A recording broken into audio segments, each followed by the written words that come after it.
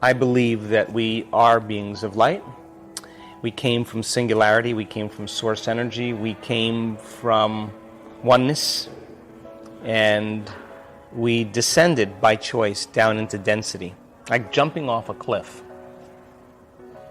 Jump off the cliff all the way down into three-dimensional reality, and you have a body. And you can't experience a sunset or smelling a newborn baby's head, or drinking a great Rivo del Duero. You can't have that experience without a body.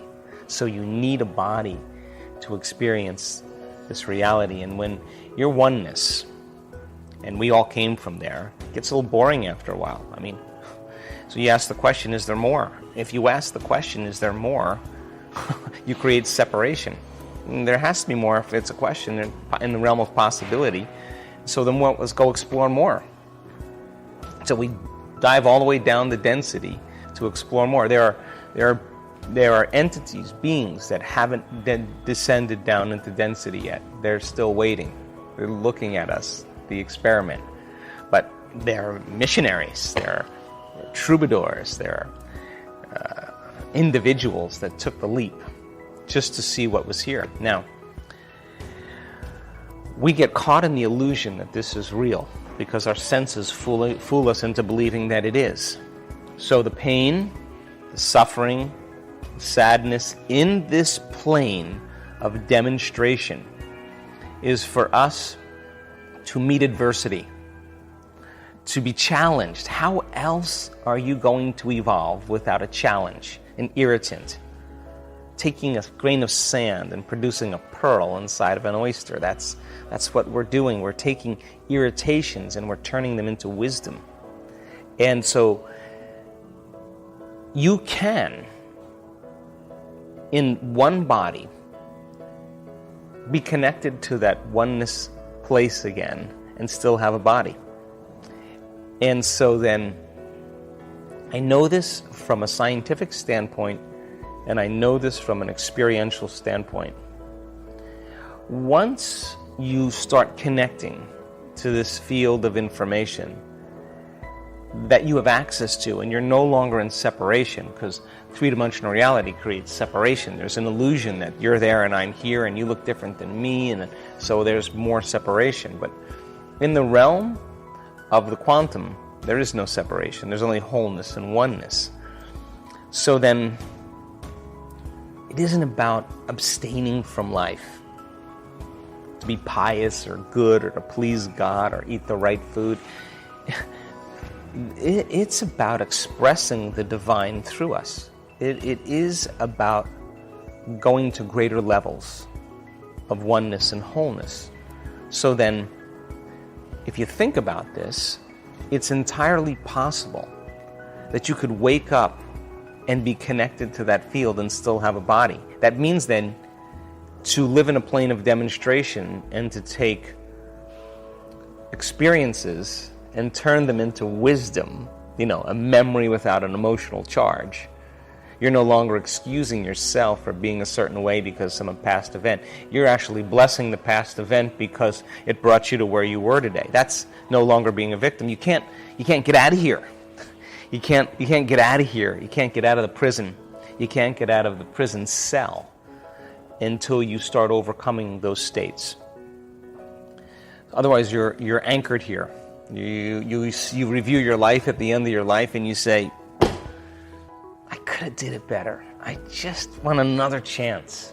I just want another shot at that. Because the soul is doing that, not the personality. The ego is saying, oh, I don't know if I want to suffer again. The soul's saying, I missed it.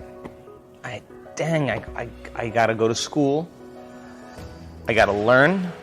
And when I'm ready, I'm going to go back and get a body. I'm going to try it again. I want the same genetics. I want the same conditions. I want that same moment. I want that same moment again. I want another shot at that.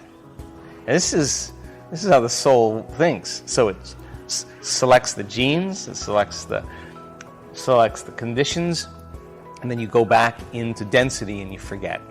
But the soul doesn't forget. So then the personality of the soul never dies. It's the personality that we're trying to evolve. We're working on evolving. So then you get knocked down enough in your life, you get betrayed enough, you get manipulated enough, you get sick enough, you start asking, is there more? It's the same question you asked when you left. Yes, the same question, is there more? And now here we go. The soul starts to wake up and it says there is more. And it starts to bring things to you. Things, synchronicities. So you start getting books, you start getting information, and you start going, I knew this. I know this because I know this. I just forgot. And you start waking up again in the dream. And you start dreaming a greater dream. And that's how you get out of that one. And then you're at another level of consciousness. So I say, because I've had this experience, that it's entirely possible that you hook up to this field of information and experience a greater level of oneness, and your brain chemistry is changed and your eyes are open, and the light, the sound, the feeling, the taste, the smell is so profoundly elevated. You're seeing this three-dimensional reality from another dimension. And you cold feels good, pain feels good, life feels good. You came here to feel pain.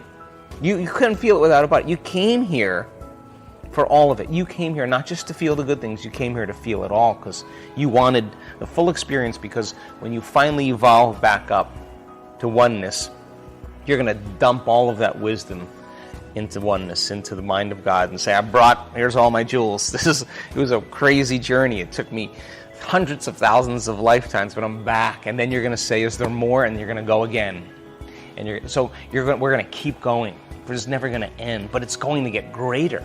We just got to dig ourselves out of the density that we've gotten accustomed into believing is the reality. This is not real. And I'm not saying that in a philosophical sense. It's real when you define it with your senses. But the field is actually creating the material. So what's more real?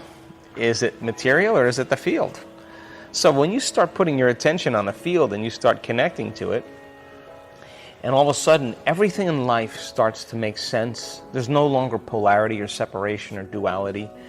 You're seeing things that your brain had never seen before. You're knowing things that you never knew before. You're healing yourself. You're healing others. You're healing others on the other side of the planet. You're having mystical experiences and taking that knowledge all the way back into your body. Now you're graced by the divine in three-dimensional reality. You are divine in three-dimensional reality. Then you get to choose. Yeah, sure. You could leave. You could, but what would you bring? Because people think, well, I'm going to take my life and it's going to be over. Truth is, you can't escape you. You're eternal.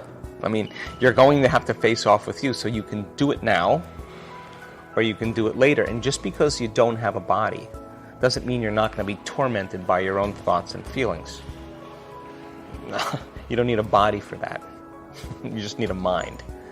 So why not, in this plane of demonstration, separate yourself from social consciousness, from the common, and begin to challenge yourself to do the uncommon? What mystic, what saint, what master in history, they all said the same thing. Hey, if I can do this, so can you. You are everything you think. I mean, it's all there. It's just that people are waiting for somebody to do it for them. They're waiting for proof. We have to be that proof, and we're here to really enjoy it. And why? Because that's life. And so the present moment, what is it that brings us to the present moment? What is that? It's a feeling where you forget about everything else but where you're putting your attention. And that's the only thing we take with us. And that moment then, it's so funny. People remember two things about life. They remember the strongest emotions they've experienced, and they remember the end.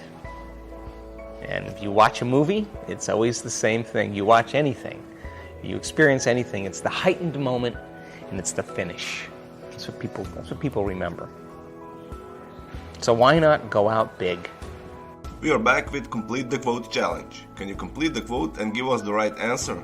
All you need to do is to complete the quote or statement that we choose for you, and if you can do it first, you're the daily winner. Your job is to write the correct answer in the comments below the video, or your guess if you're not sure. In the previous video we were looking for 2 words. The quote belongs to Joe Dispenza and it goes like this. If we can hold on to an idea, we begin to wire and shape. The correct answer is our brain. So if we can hold on to an idea, we begin to wire and shape our brain. Congratulations to everyone with the correct answer.